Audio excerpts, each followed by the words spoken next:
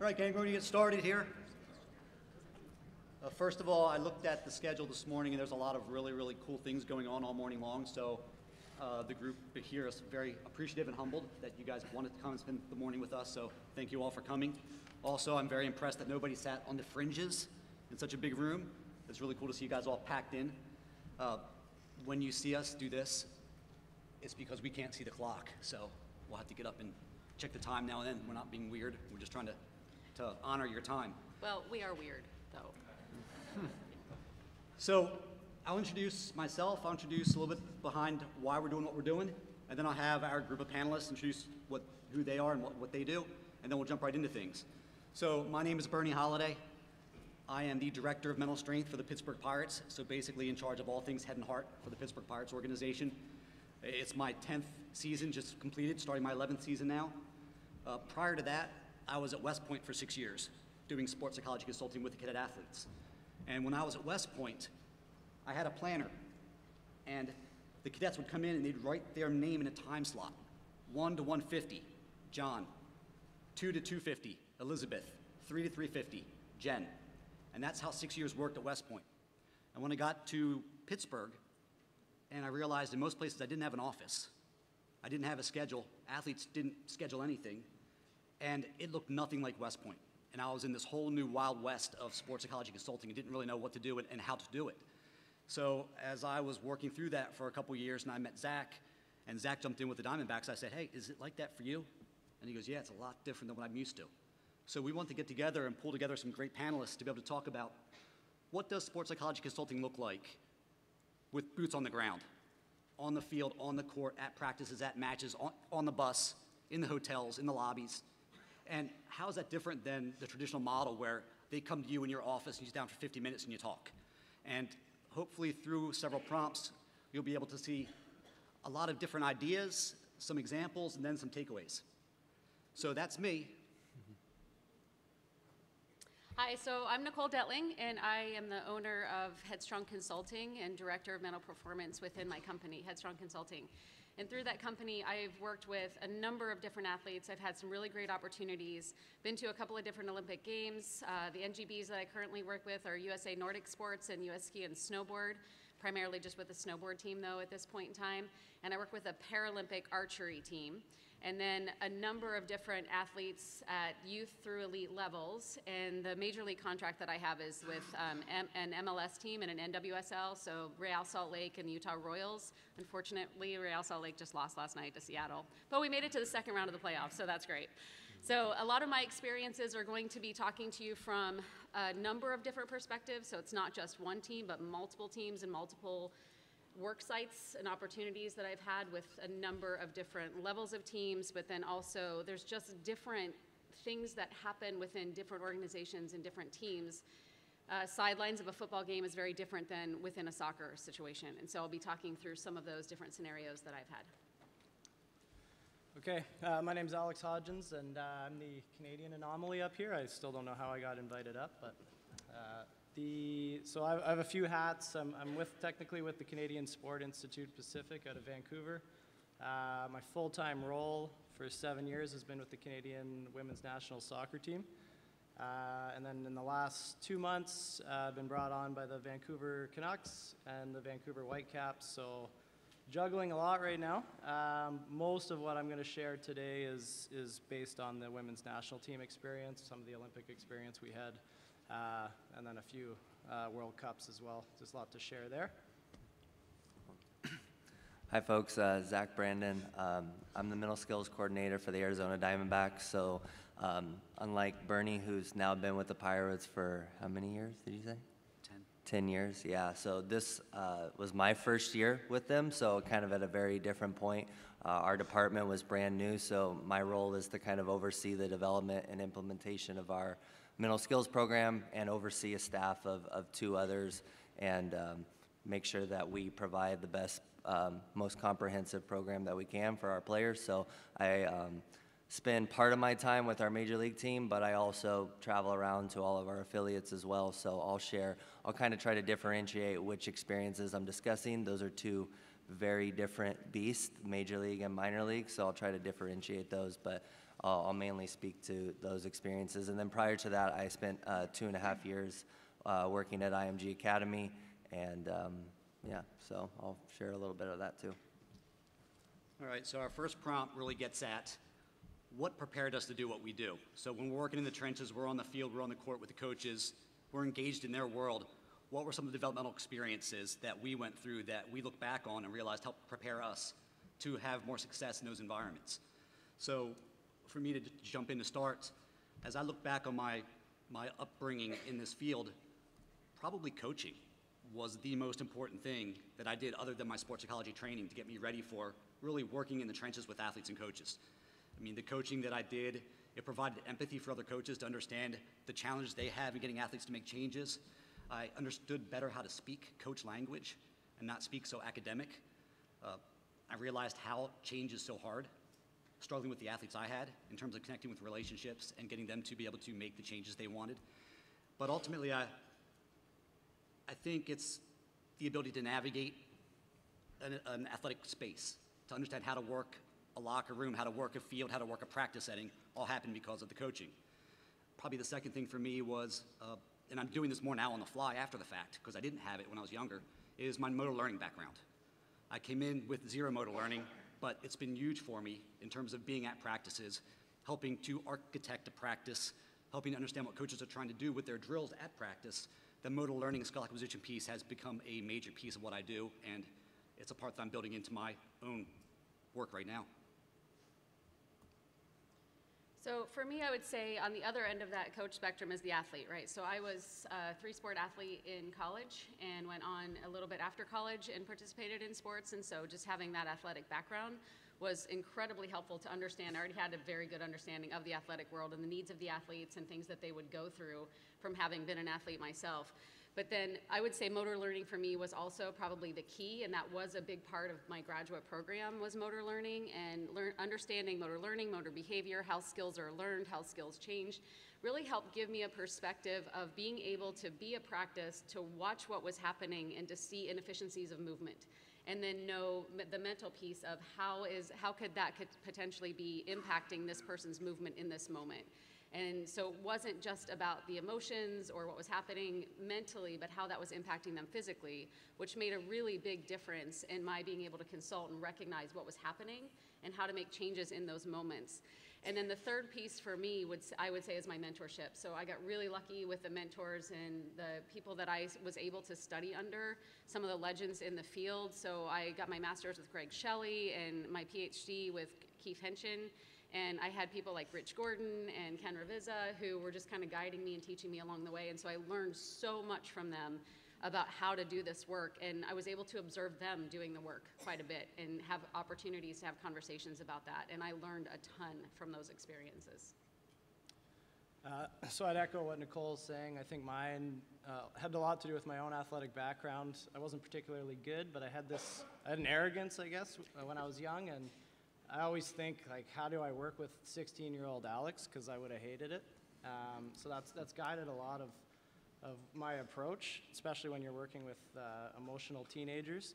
So that was a bit of like the way I started to shape things. And then I think early on in my career, some of the most important times for me were putting myself in the trenches. So an example would be I worked a lot in swimming early on, and just being on the pool deck, not getting paid to do it, but just being around. And it's amazing how many on-the-spot questions are posed to you in that moment, even by people you've never talked to or connected with, or a coach is like, hey, I got a guy who's freaking out right now. Can you go talk to him?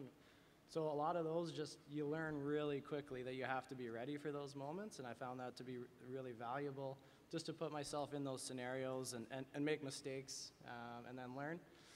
And then finally, I had an amazing opportunity with the women's national team when I first got brought on. I had a very forward-thinking head coach that thought his model was that mental was central to everything. It wasn't a piece, it wasn't a peripheral part of the program. It was central, and I had to be involved in everything from practice design to being able to influence within the moment in training, at sessions, in the games, on the bench, et cetera, et cetera. So I had to learn really quickly. So I'll say it again, there's a lot of failure, but I had a lot of support along the way. So. Yeah, I'll piggyback off of a couple things Nicole said. One, my playing background is in baseball, so it's a sport that I'm pretty comfortable being around, although not having played professionally.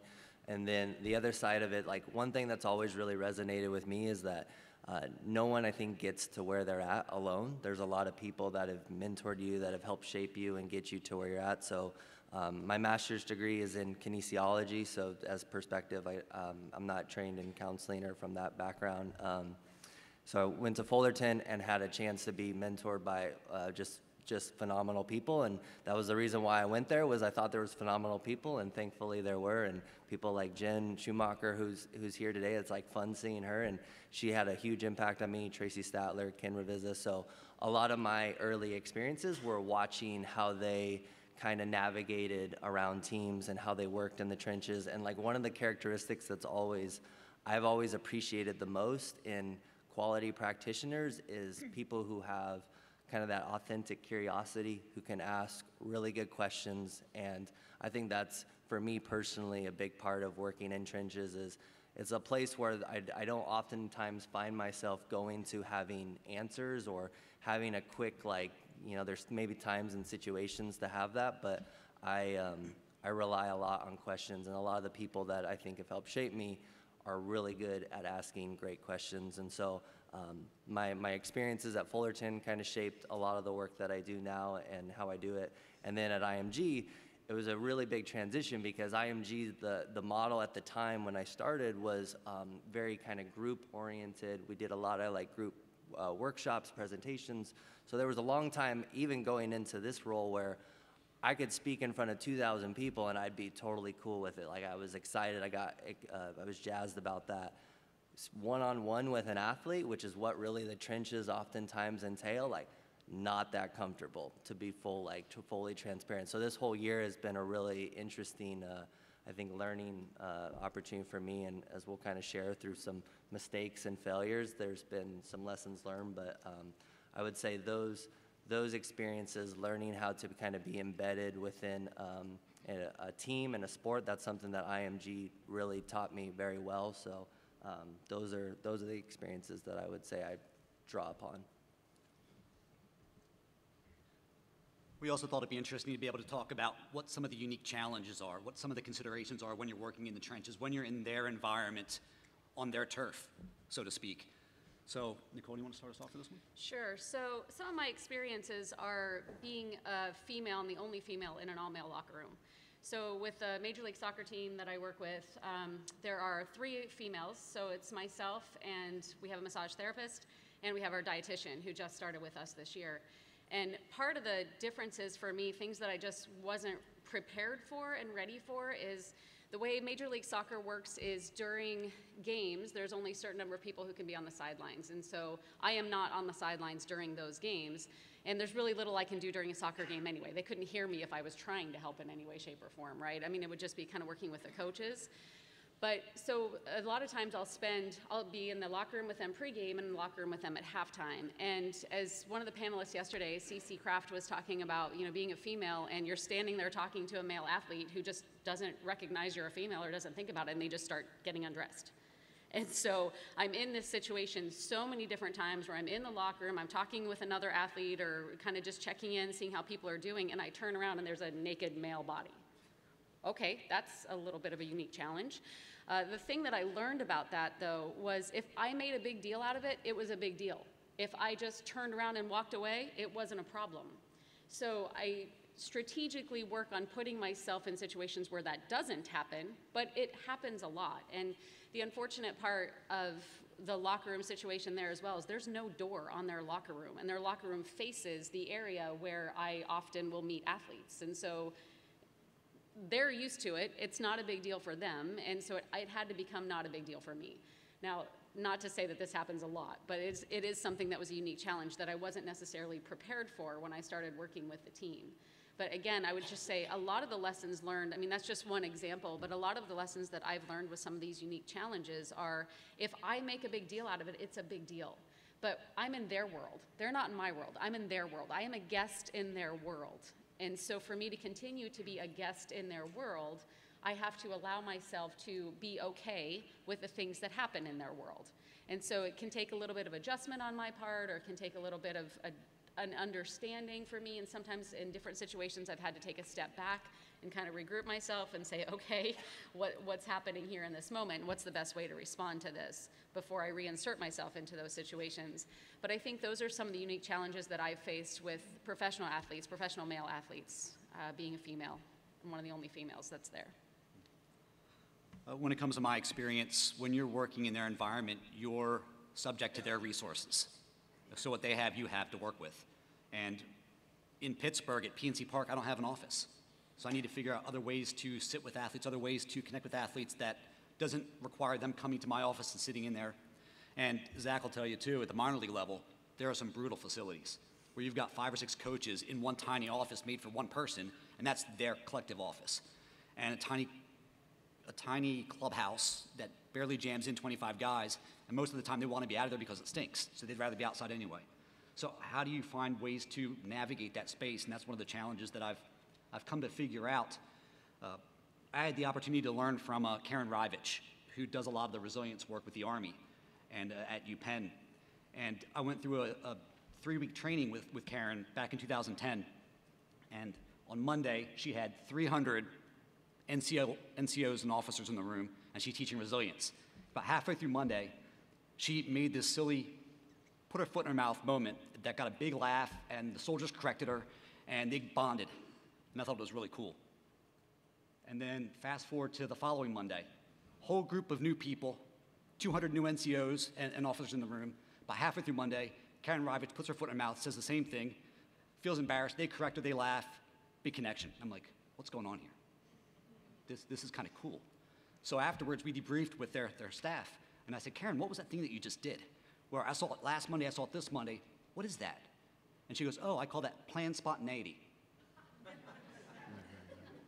And I'm like, I can use this planned spontaneity idea. So now that I don't have an office that they come to me, I need to go into my day and every day thinking planned spontaneity. How can I run into guys and make it look spontaneous out on the field, out in the outfield, behind the cage, in the dugout, where it just seems to happen to run into each other and start up a good chat. But really, I know exactly where they're going to be, and I'm going to put myself there, make it look spontaneous, but it's very planned, and already have my questions I want to work to be able to have a good discussion with them. So it may seem like I'm just flying by the seat of my pants out there, but there's a lot of planned spontaneity going on. Anybody? That's good. Good. This is the fun one. This is my favorite prompt. Basically, where do we suck? Where do we screw it up? What's an epic fail or just a big fail that shaped how we now do our jobs? So I'll let somebody else start. I'll jump in later, but.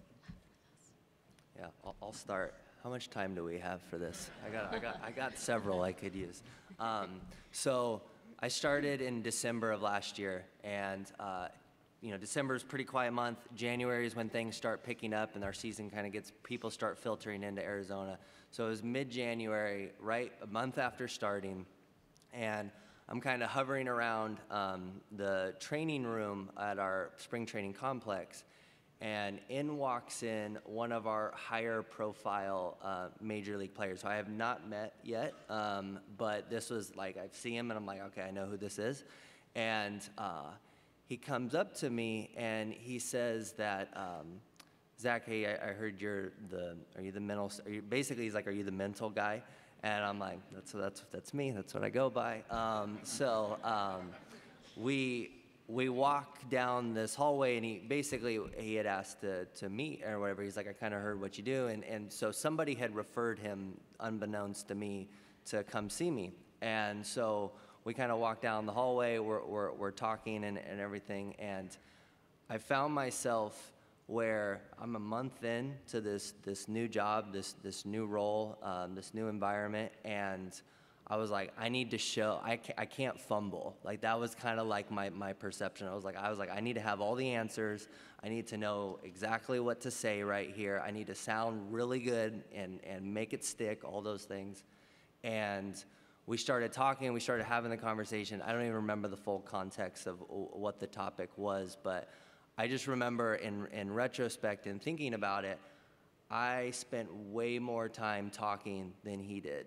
And looking back, I was so focused on trying to have the right solution and having the right, technique and using all these fancy good words like these, the buzz phrases, all this stuff. Like looking back, a lot of superficial, no substance, and just too solutions oriented. And I didn't honor their experience. And that's been kind of even filtering back to the last question of like the challenges that you face. Like there's a good amount of the players that, for me personally, like they're older than I am. They've been doing their craft far longer than I've been doing this craft. And so it was a very sobering reminder very early on in my kind of journey and in this first year of making sure to remind myself to honor the experience that's in the room, whether it's an athlete, whether it's a coach, really regardless of whoever it is. And I think I think in talking with other people, especially younger practitioners, students entering the field, I think there's one of the toughest, most uncomfortable times is like when you don't know what to say. Like those situations when you get an athlete and you're not quite sure and you feel like I gotta have the exact right thing to say. And I found, at least personally for me, coming back to asking those questions and honoring their experience and having them, be really purposeful with that. So that was, that looking back was a major failure. I know it was a major failure because we had that conversation in mid-January. We didn't talk again, I think, until maybe April. So clearly it worked. No, and beyond that, there was never another mental skills conversation after that, we'll put it that way. But that for me was kind of an early on lesson for me and something that, one of many. I also had to go through the index cards to see how many stories I could share, and I wanted to do just a personal one with an individual as well. And this was relatively recent. So we have it was in the last year or so, and we've been working really hard with the women's soccer team around scoring more goals. There's this team called the United States that are pretty good, and we need to learn how to beat them somehow, and I think scoring more goals than them is the key to do that. So we have a pretty unique player in the midfield, very talented, very good on the ball, and we've kind of shifted things around so that she could play closer to the net. And she gets a lot of opportunity, but she's naturally a passer, right? Like just makes the ball move, gets it around the park very well, controls it very well. But now she's close to the net, and we needed her shooting more. And it was a process to like work with her on that. I was doing a lot just on the sideline, discussing it with her, strategies, things to think about to actually shift from a pass to a shot mentality. So not too long ago, we're preparing for a pretty big tournament, and we're in a sort of a final stage of a training session. It's 11v11. And we're pushing for a goal. We need the Canada team to score a goal. And she gets this opportunity, about 10 yards away from the net, turns, fires a shot, beautiful shot, just misses over the net slightly. Session ends, we don't score a goal. And I walk up to this player who I've known since she was 15 years old. I put my arm around her, I'm like, way to go, you took the shot. And she looks at me, and I'll never forget the look she gave me. She looks at me and she goes, I was 10 yards away from the net and I missed it. And she said, you need to raise your standards. So I picked my jaw up and put it back in, and I think the reason this has stood out for me is twofold. I think what I said, I was okay, I was being supportive and I had the best intent. There's no doubt about that. I wasn't negative to them. I was proud. I really was, because it's something we'd worked on for a while, and I was like in the hype of it. But the only reason I said that is because of who she was. If it was any of our forwards who are expected to score goals and expected to put it in from 10 yards away, I wouldn't have said anything, because if they missed, I'd be like, how did they miss that? So that was one thing, is I had the best intent for sure, but I think it's the reality of knowing what the players are doing, who's actually executing the action and their standards as well. And I think the second part is knowing who you're working with. Like, this particular person hates compliments, and I know that. I've worked with them for 7 years. She doesn't want compliments in any way, shape, or form, so the fact that I went out there and complimented an action she did was the wrong move, and I knew that. I knew that in hindsight. So the emphasis I want to make is it's so crucial to understand who you're working with.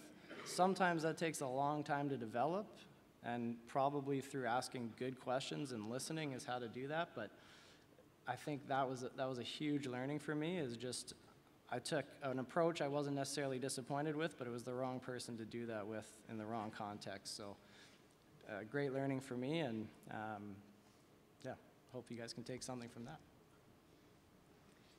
So mine is a contextual learning situation, and I couldn't decide how to tell you this story if I just tell you and give you the shock value and then give you the background. So I think that's the part I'm going to go with because it's more fun. So I was doing a team session. I was a professor at the University of Utah for 9 years, and during that time, for 5 of those years, I was also contracted with the athletic department to provide sports psychology, mental performance services for the athletes on campus. And part of what I did was I would take my graduate students with me, and so each team I worked with, I had a grad student who was assigned to that team who would spend time with me at that team and come and observe and sometimes would assist me in different things that I was doing to give them some experiences. Well, I went to the softball team, and we did a 2-hour team building session. So we went there with, tarps and spaghetti and, all the team building stuff. And so we spend these great 2 hours with the team. We're laughing, we're having this great time. Coaches are there, everybody's experiencing, life is going well. And at the end, thanks guys, it was great, we really enjoyed it. So I'm kind of paying attention, just packing up all my stuff, getting all my materials and goods. And one of the girls says, "Do you need some help with that?" And I said, "No, I've got my bitch here with me to help me." No laughter, really? Come on.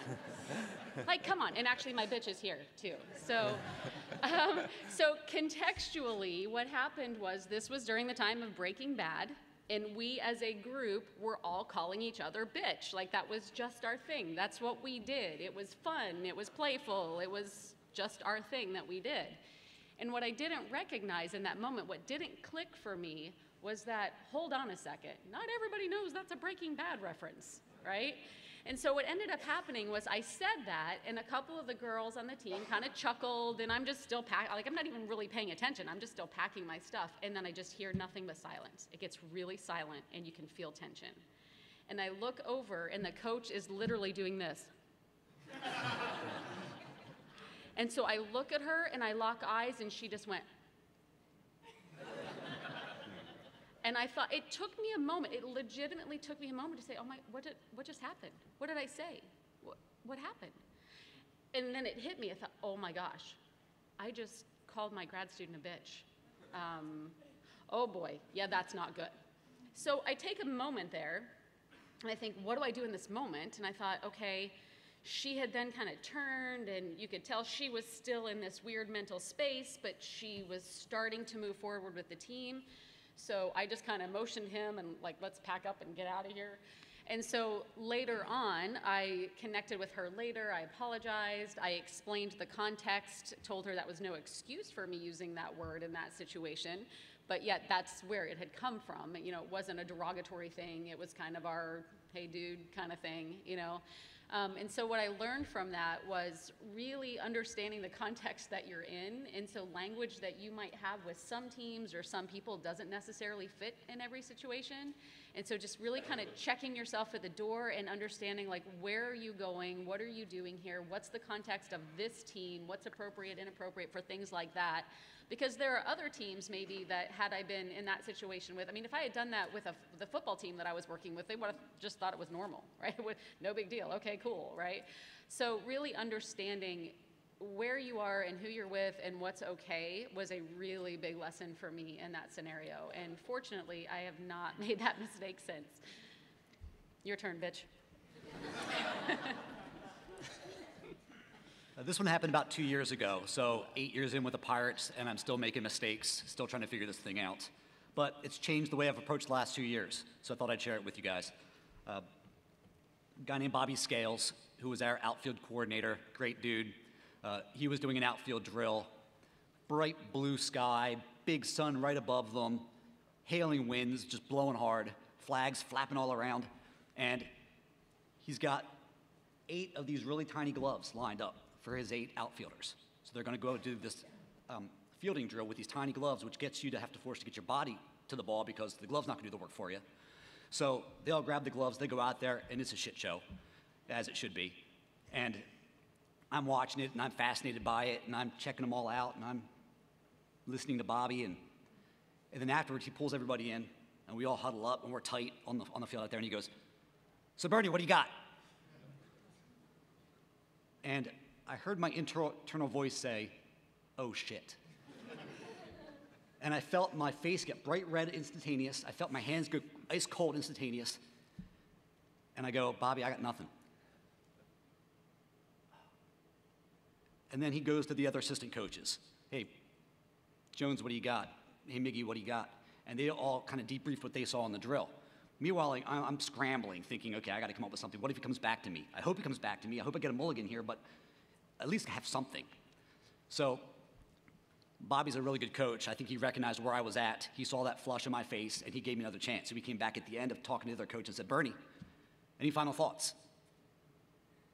And so I asked the question. I said, "Okay, players, when you guys saw the small gloves lined up and you felt the howling winds, what was your initial response to this drill?" And they said, "Our initial response was, 'Oh shit.'" I'm like, "I know that response. I just had that." But then they talked about how they all recognized it was going to be brutal, they were going to fail miserably, they're going to look ridiculous. And it brought up a really good 3 or 4 minute discussion about how when you hit that adversity point, you can go one of 2 ways. You can go to the threat state and think about the threats involved in this drill with these tiny gloves, or you can go to the challenge state and think about the challenge that you can face and the learning that can happen through that challenge. And it was a really nice moment for me to be able to reconcile with Bobby and him giving me that other chance. But the learning point for me was, since that one drill 2 years ago, every drill I've been a part of on the field, I'm always thinking, if asked, what do I have to offer that's of value to the athletes or the coaches? And I don't always offer something, but I've always got something in case for the last 2 years. Wasted the first 8 years.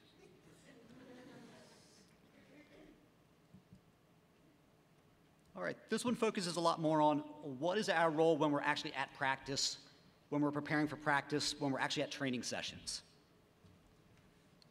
So Alex, you want to start? Yeah. So, as I said earlier, I've got a pretty central role, I think, in a lot of ways when we're not only with the training sessions, but the design of training sessions. I'm looking at the constraints placed on players. I always am looking at what we refer to as transferability, like is what we're doing actually going to influence a game, or is it just a nice coach's drill that they've learned along their career? So that's a huge one for me in terms of the design. But in the actual sessions themselves, I think, like to Bernie's point, I mean, I've learned that lesson a few times over the hard way, but just being ready and prepared to offer insights on the psychological environment, the mindset of players, what you're noticing. I think you could go through the basics, like you're looking at the body language of maybe key players that you know might be off a little bit for whatever reason. You're looking at communication amongst players. You're looking at the communication between the coaches and players. The value of a soccer practice is there's a lot of breaks and a lot of huddles, whether it's smaller groups or the greater team, and I'm always prepared in that moment to offer some insights into what's been seen. But with that said, I think you always have to have your guidelines and your guide ropes to comment on certain things. So whether it's my own personal philosophy and the players are well aware of what those things are and the things I preach, so I'm keeping those ready to discuss what I'm seeing in relation to that. But the other part is if you work in a team environment, most teams would have some sort of cultural values, norms, behaviors, and expectations that are clearly defined, hopefully. And I think that's really important, and I think we have a role in defining those, but the players, if they're creating values and behaviors and it's autonomous approach that they're developing and saying these are the expectations and the things we want to see in a training session, then I feel like it's my job to ensure that they're accountable to that. The coaches are doing the tactical work and the technical work. They've got their own focus there. My job is to ensure that those values are being lived and challenging those players when it's not, right? And that might be in a huddle, that might be in a warm-up scenario, that might be during the drills themselves. But just being available to speak on the things that they've created, because they're defining those as crucial to the team's success, and somebody has to be sort of a gatekeeper to ensuring those are being lived. And then I think the other piece is also just looking at the relationship between the coaches and the players and some of the communication there, and being able to provide feedback in the moment to the coaches, and just saying, you know, there's a lot of prevention statements versus promotion. You're telling them, like, don't do this a lot, but I'm not hearing enough of, can you please do this? Like, these are the actions I want you to do. And you see that a lot with coaches get so focused on what they don't want to see that that's what they're saying. And so just little things like that, pulling a coach aside and being available. But you also have to be trusted to be able to give that feedback to the coach. And I think that's a huge piece I'd like to caution. But I think if you have that trust and the openness, I think they're obviously willing for that feedback. And then the other things are just, if we talk about being in the trenches and what we notice, I've had moments where I've pulled players out of a session because I can see, like, body language, like, we've had people in tears before, while a drill's going on, I've had to pull them out and just do some quick micro things to get them back in quickly. And sure, they're Band-Aid type things, but sometimes that has to be done in order to finish the session, and then you can maybe debrief more effectively afterwards. But kind of having a pretty broad lens on a lot of things. For sure, we miss some things at times, but that's why you need to buddy up with the physios and the other people around the environment as well, to ensure that there's more eyes than just yours as well. When I first started the job with the Pirates, if you told me that I'd be engineering and architecting a practice plan with a coach, I would have never had that. I didn't know that my job was going to be largely helping coaches tweak and modify how they practice to get more mentality out of it, to develop more mental strength and mental skills through how they train. And we always think in this field, and I think our coaches see it this way too, this guy really needs work on his confidence. Okay, well, did you have a good talk with him? Yeah, I had a great talk with him. His confidence is fixed. Dude, this guy needs more composure. Can you have a talk with him? Yeah, I'll handle it. Did you handle it? Yeah, I had a great talk with him. More composed. And what I've learned and what I've been excited about is, how can I go out there with the coach, and together we watch how a drill's developing. We pre-brief and debrief it together as coach and sports psych consultant. And then the next morning, before that next day's practice, we make some tweaks so that we're attacking the attentional demands of the game, the stress management demands of the game, and that the drill's doing it for us, so we don't have to have another good talk. I got 3 examples that'll kind of bring it to life so you guys can see this, but typically in a bullpen session, it's when your pitcher's throwing off the mound and getting his work in on his delivery. And it's taxing on the arms. They only do it once in between starts. So they'll start in a game, they'll wait 2 days, they'll do a bullpen session, and then they'll wait another 2 days and they start again. So it usually happens kind of in between their starts. They do it once. It's the big bulk of their work, a bullpen session. So when you watch one, as I was watching our guys go through bullpens, they would throw a 40-pitch bullpen session. So 40 pitches, bang, bang, bang, bang, bang, bang. At 40, they're done. And they shake hands and hug and pat each other on the ass, and it's done. And I was talking with our pitching coordinator, and I said, what happens in a game if a pitcher throws 40 pitches in an inning? And they go, it's a really bad inning. It means it's not going well for him at all. And I said, so what are we practicing here? He looked at me and goes, what are we practicing here? And we started playing with the idea of doing 3 13-pitch bullpens with a 5 to 8 minute break in between, because that's what the game demands. If you have a good inning, you throw 8 to 12 pitches, and then you have a 5 to 8 minute break while the offense is on the field and you're sitting in the dugout. Then you got to get up, warm up fast, and start fast and be good right away for another 8 to 12 pitches. So we started doing our bullpens sometimes when it worked with 3 rounds of, doing the math on my head, 3 rounds of about 13 or 14 pitches with a 5 minute break in between where they sat down. So they could practice the focus, the idle, the refocus aspect of that demand. Going back a bunch of years ago to when I was a grad student, same thing happened in volleyball. Volleyball is one of my passions. was working with a team, collegiate team on the court. And as I went through the first part of the season, I had to talk with our coach, and I said, what do you got on, it's always what do you got is a great lead in. So what do you got on the third set? And the coach goes, I don't know, we always seem to drop a third set. We're usually better than the team. We win the first two, but we come out for the third, and we always seem to drop it. Like, yeah, I kind of felt like we just struggled in the third set too. So, coach, what happens there? I mean, what's the difference from the third set to the first two? And back then, you had a 10-minute intermission after set two. Now I think it's down to 5, but it was 10 minutes where you'd play set 1, you'd play set 2, you get a 10-minute break, you go up to the locker rooms for 10 minutes, talk about strategy, come down, pepper for 2 or 3 minutes, and then you play set 3. And we were slow starters. We didn't come out of that 10-minute intermission well. So I looked at the coach and I said, tell me if this is a dumb idea, but what if we practiced an intermission? Instead of having a 2-hour practice where we're going at it for 2 hours, what if we went at it for an hour, then took a 10-minute break, and then really emphasized that one drill coming out of that 10-minute break? I really wanted high quality, high effort, high intensity, high communication in that one drill right after the 10-minute break. And the coach goes, let's give it a shot. So every day we started practicing an intermission. And I'm not going to say it solved everything, but they got consistently better at becoming faster starters in set 3. And then third one I'll share in terms of this idea of how we can orchestrate the drill to generate mentality. Zach will tell you, traditional infield outfield in baseball is kind of funny because it's very orchestrated. You know exactly where the ball's hit, that person fields it, knows exactly where he's throwing it to, and it's this big, beautiful symphony of movement, and everybody knows exactly what's going to happen as it happens. Not realistic at all to the demands of the game.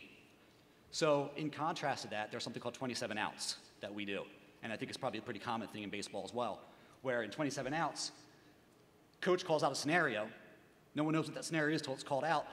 Coach hits a fungo anywhere in the field, nobody knows where it's going, and then they got to play it out in real speed, real life. Now the catch of 27 outs, and what makes it a stress management drill is if you got to make 27 clean outs in a row, and not just the play, but you got to also communicate, you got to be in proper positions when the ball's not to you, you got to back up when you're supposed to back up, and you got to hustle back to your position. And if any of those things break down at any time, guess what happens? You go back to 0. And you do it all over again. But where we adapted to it this last year, and it was fascinating for me to watch, is instead of the coaches being the referees and being the bad guys, when there was a misplay or when somebody didn't communicate or when somebody didn't hustle back to their position, we had our veteran players do it. And it freaked them out. Because now our veteran players got to call out their teammates if somebody didn't hustle back to their position, if somebody booted a ball. And when you get to 22, 23, on your way to 27, and that as Ken Revizzi used to put it, that sphincter cranial tendon kicks in, that's the stress management beauty right there. And what are our leaders doing? What are our veteran players doing? They're learning how to hold teammates to a high standard. They're getting reps leading. And when we debriefed our leaders, our veteran players, about them being the referees during that drill, how was that for you guys? They go, it was horrifying. Because we got to 22, 23, we did not want to have to call somebody out for not hustling back to their position and take them back to 0, because this drill takes between 1 and 3 hours if you're holding it to a high standard. And they got reps doing that, and the players got reps in stress management while getting a pretty good drill with high transfer. So those are just 3 examples that I'll share with you in terms of how we can help our coaches create better drills that generate mentality without ever having that good talk. The good talk just becomes a supplement. That's good. How we doing? So the next prompt is more about, okay, we just talked about practice. What do you guys do in and around practice or to help practice? What do you guys do at games?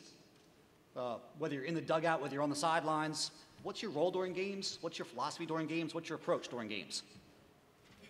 Yeah, so this was a tricky one, and again, it kind of depends on which team I'm with. So on our minor league, for our minor league affiliates, I'll be in the dugout for all games for the duration of them.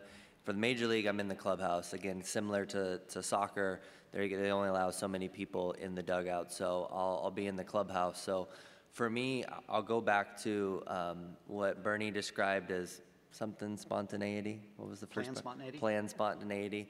I really like the term collisions. Like, can you intentionally insert yourself in places where you just happen to come across somebody, but you had planned to be there all along. So I find myself doing that a lot, particularly for our major league guys. So for example, I know that if a starting pitcher comes out of the game, there's at least probably a half inning buffer in there before they come in and they do treatment, before they kind of do their post-throwing recovery stuff. So I'll try to kind of intentionally just happen to be in the training area, happen to be on one of the training tables as they come in and they start working with our PT or our athletic trainer, whoever it might be. And so I try to be really intentional about that and just where I'm inserting myself.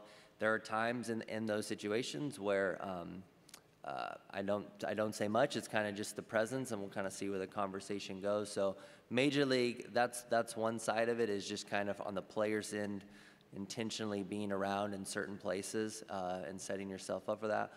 On the other end, it's also a really good time, at least in with the major league team, to be around the coaches and spend time asking them questions. Like, that was for me really important. So compared to our minor league team, we spent way more time in spring training working with our minor league coaches and staff and players. So I felt really good about those relationships.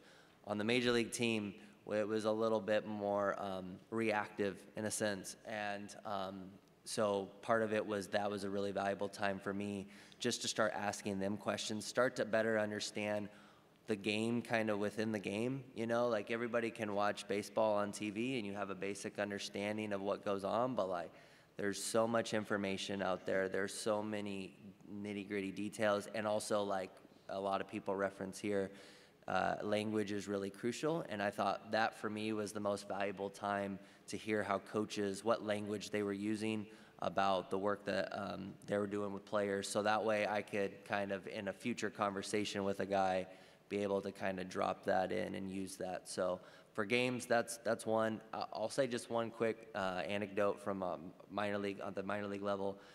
We had a pitcher who had been experiencing a decent amount of anxiety, to the point that we referred him to our EAP director.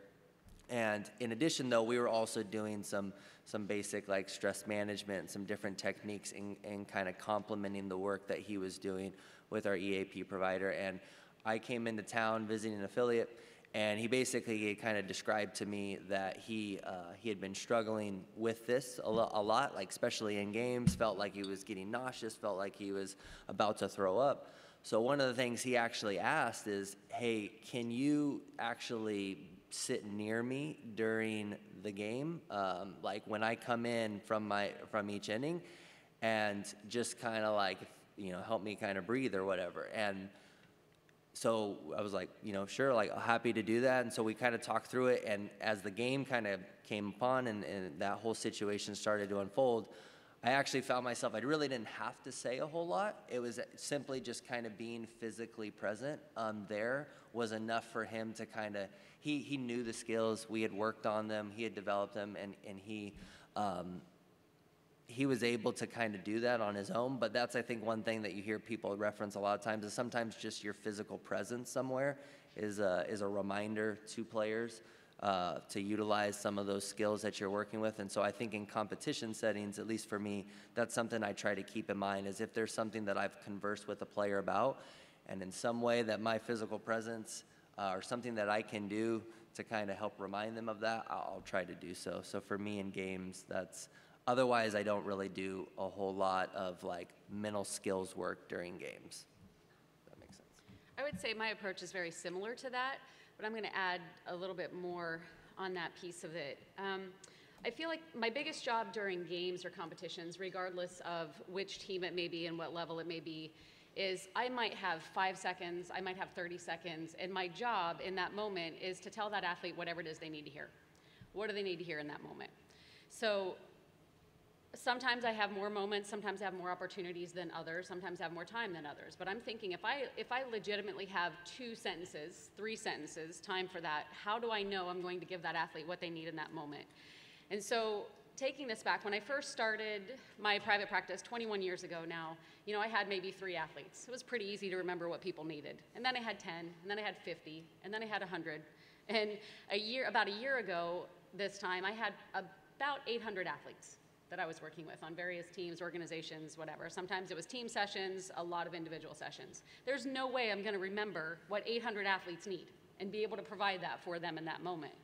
So what I came up with at that time was I found an app that I was able to use where I could keep track in that app of the sport, where I could quickly click on the sport and the athlete's name, and I would have kind of my cheat sheet, my cheat notes on what this athlete needs in this moment. And it has been absolutely instrumental for me to be able to access that information quickly. So going back to Alex's mistake that he was talking about and saying the wrong thing at the wrong time, that's one of the ways that I work to prevent myself from doing that, at least give myself a little idea of how I can approach this athlete in this moment. And it's a pretty quick, I don't have to hit too many times before I can find a specific athlete. And then I also started to incorporate in some of the smaller teams. So within the past couple of months with 3 different Olympic teams that I work with, they're smaller teams, it's an individual sport, and we sat down, maybe 10 of us, with the athletes, the coaches, and myself, and we went around the circle, and I had everybody identify 2 things. So what's your tell? So when things are not going well for you, when you're struggling, what do you tend to do? So for example, do you talk more? Do you talk less? Do you want to be around people? Do you hide? Do you put in your head, like, what is your tell? What do you typically do? And for most athletes, at that level, most of them know what it is, and if they don't know, their teammates know what it is. So their teammates will tell them what their tell is. So what's your tell when things aren't going well? And then what do you need? And who do you need it from? So do you need people to approach you? Do you need one person to approach you? Do you need confidence building? Do you need a high five? Do you need somebody to tell you to pull your head out of your ass? Like, what do you need from your teammates? And so we went around and had everybody identify what they need from each other when things are going poorly, but then also when things are going well. Do you want people to do something to help you to continue doing well? Some people do, some people don't. And so getting that information, not just for myself within the mental performance end, but for their teammates and their coaches to have that information as well. And what we did basically was just wrote it on this big piece of paper, and everybody got a picture of the paper and put it in their phones, and their challenge for the next 2 weeks was to catch their teammates when they're either doing well or when they're struggling, and then give them what they needed. Because the reality is I'm not there all the time. And I can't be the one that's going to be there all the time. So how can we start to support each other doing those things so that everybody helps improve and succeed? And so that's been really valuable sessions that I've had with some of those teams, and they can be pretty quick and pretty short, and you can get some really powerful information. And so then what I did with that information was, of course, I put that into my app, right? And so then I also have this information, so if a coach reaches out to me, hey, so-and-so's struggling, and I'm not there, I'm in a different city, I'm in a different state, I'm in a different country, pull it up. Hey, this is what this person needs during these times. And so having some kind of a cheat sheet like that to remember, but going back to the idea of it's giving them what they need in that moment. Do we always know exactly what that is? No. But the one thing I want to make sure of is that I don't do it incorrectly. I don't give them what they don't need. I don't give them the exact opposite thing, because it's not what I'm there for. And I would rather give them nothing than give them the wrong thing. But holy cow, if I can have this cheat sheet of doing things correctly and giving them what they need in that moment, then that's pretty powerful. And just kind of piggybacking on what Zach said, a lot of that's, you got to know who they are and what they need, and if you're guessing, you're guessing. And that's really not helpful in that moment. So spending time with them, understanding who they are and what's going to help them in those moments is incredibly powerful. I can't emphasize that enough. I'll share one more thought on that piece. I'm a lot like Zach. I don't do a lot of actual consulting or work in the dugouts. I'm available, and if a guy wants to come along the rail and hang out and ask me mental conditioning questions, I'll go there, but I make them initiate it. But the one thing I have learned about being in the dugout is just the empathy and the trust that it builds. I got a good and bad story that kind of highlight that, but just to be there with them and to wear it with them. When it's 35 degrees in April and they've got that jet engine in the back blowing the hot air and everybody's freezing on the rail and you're out there with them freezing, it says a lot. And when it's 100 degrees, say 105 degrees with 100% humidity in Florida, and you're playing a 12 o'clock game and you're just wearing it out there and sweating with them and they're sweating, it says a lot. And I think that trust is built through that process. So even though we might not be doing a lot of stuff, we're still doing a lot of stuff. There was a day when I was in AAA Indianapolis, and it was April, and there was snow on the ground, and we're playing, and it's cold. And you can walk up the hallway into the clubhouse and sneak away, so I snuck away. And I got myself a hot chocolate, because I'm not a coffee drinker. And one of our players comes up and goes, "Come on, Bernie, Really? You're not going to stand out there with us? What are you doing? I'm like, dude, I'm hiding, I'm cold. I said, well, what are you doing? He goes, dude, I'm hiding, I'm cold. But it just really speaks to the fact that they notice, they pay attention to when you're down there with them in the freezing cold or the extreme heat, and when you're hiding. Okay, I think we got time for one more, and then we'll have 10 minutes for questions for you guys. So this is more, we talked a lot about what we do with our athletes, but we want to focus a little bit more at the end here on what do we do with our coaches and with our front office personnel when we're in the trenches in their world. How do we make that happen? So I think this is a great question, and one of the things that was told to me early on when I started with the soccer team was the coach said, look, there's 11 players on the pitch, but I'm the 12th performer, and I'm just as important. My performance is just as important as the players on the pitch, so we need to make sure this thing's right for me as well. And I'll tell you a story of when I got it wrong. We were in a tournament in Portugal, and we had made the finals, and we were playing a team higher ranked than us, and we had a lead, and it was a pretty intense game. And our head coach went off a little bit for a call, and he's screaming at the ref, screaming. He might have said something to a player on the opposition team, and he ended up getting booted from the game. And the look he gave me suggested that it might have been my fault that he got kicked out of the game. So I think that it was a great learning experience for me to discuss his tells, start working through that, how he preps for games, how he works through games. And I think that's really important because they have to hold their own, and the players really feed off of what the coach is giving them, their energy, and how much. And it's not just the head coach, it's also the assistants as well. Like, how aligned is the messaging? How aligned is their energy? Are they giving too much during a game? How much do they expect players on the field to process if there's 3 or 4 voices coming? So I think that's all a little bit of my approach in working with the coaches is how they prep themselves, but also how they work as an individual and as a unit. And I think that's super important. And we have sort of 3 technical coaches on the bench at any one time, and I sit sort of beside one of them.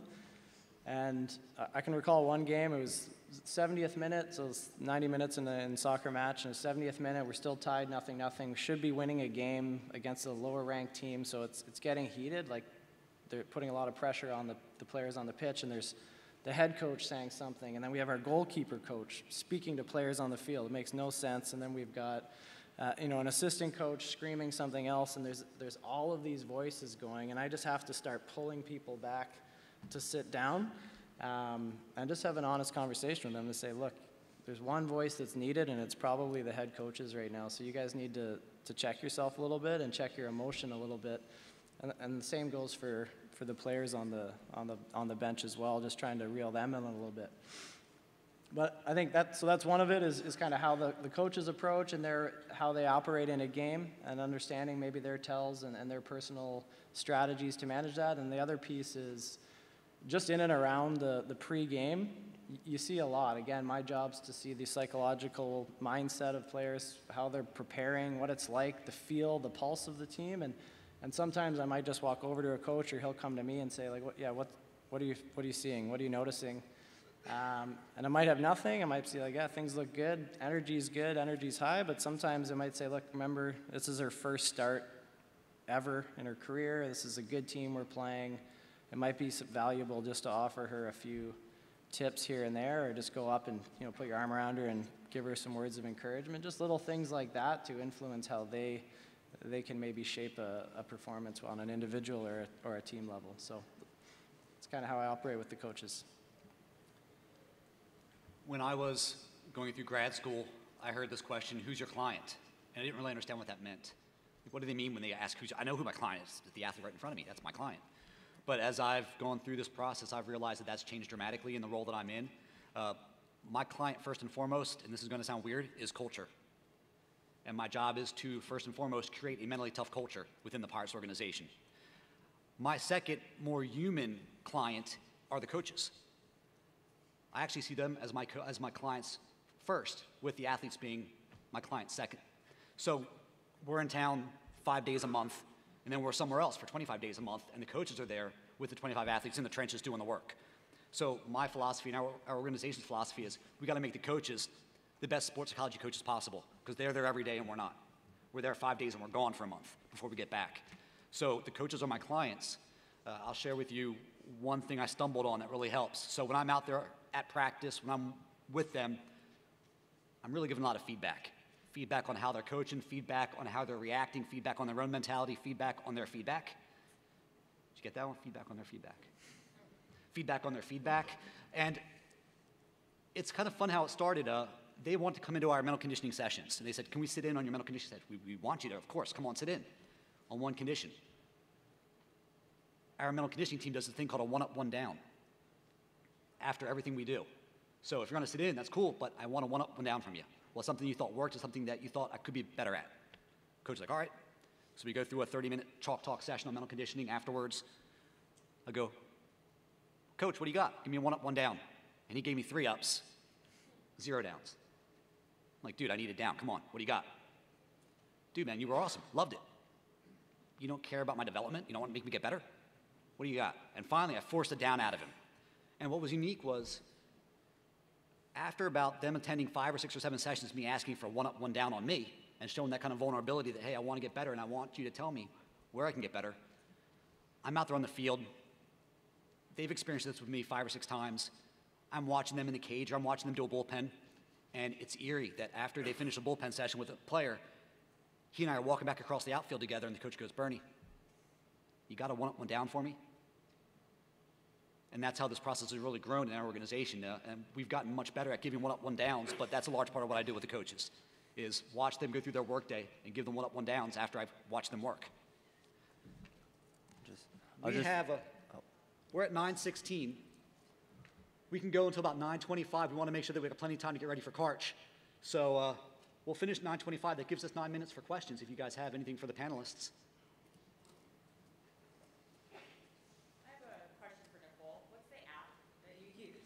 Oh, Airtable. Airtable. So it's very much like Excel, but it has more, I just like the functionality of it better than Excel. Okay, thank you. And it's both computer-based and it's an app on your phone, so you can go either way. Yep. You guys were talking about how motor learning has been super important, but I know you can't, or you're not supposed to coach, so how do you define that line between the motor learning and not going into the technical part of the sport and coaching? So I would say, for me, the motor learning, motor behavior was understanding human movement so that I could see when something had changed and was less efficient and could have conversations around that, right? So what were you thinking at this point in time? What were you thinking then, right? So it's not just body language, but it's how they're actually functioning within their sport. So being able to watch their baseline and know when something changes. And I'm not looking at X's and O's. I'm not looking at whether or not they're doing the technique correctly. I'm looking at, has that changed significantly? So do I notice more tension in their shoulders, which for a golfer, right? If I notice a little bit more tension in their shoulders, that completely changes their swing.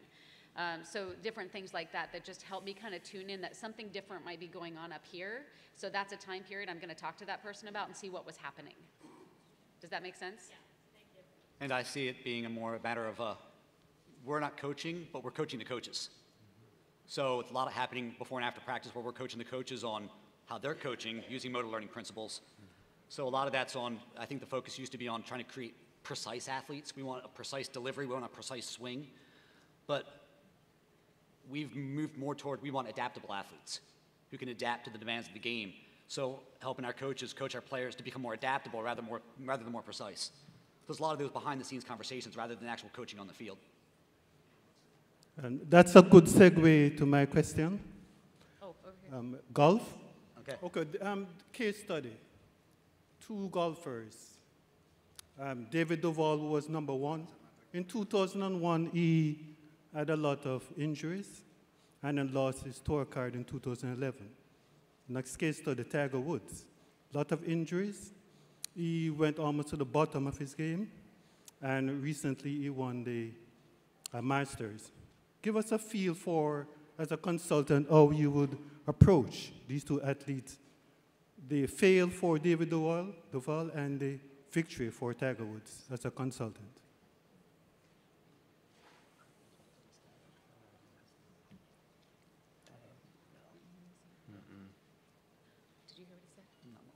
I'm not sure we all understood what you said. So I think we got two golfers. One was there, they both had injuries. Okay, so David Duval was number one. In 2001, he won the US Open. After that, he had injuries, and he lost his tour card in 2011, never played golf again. Then there was Tiger Woods. We all know Tiger Woods, greatest golfer perhaps ever, maybe second to Jack Nicklaus. He had a lot of injuries, personal problems, but then in last year or this year, he won the Masters tournament, number one again in perhaps his field. So as a consultant, how would you have approached David Duval, the fail of not being able to excel at the sport anymore, Tiger Woods, failure and then success in the sport?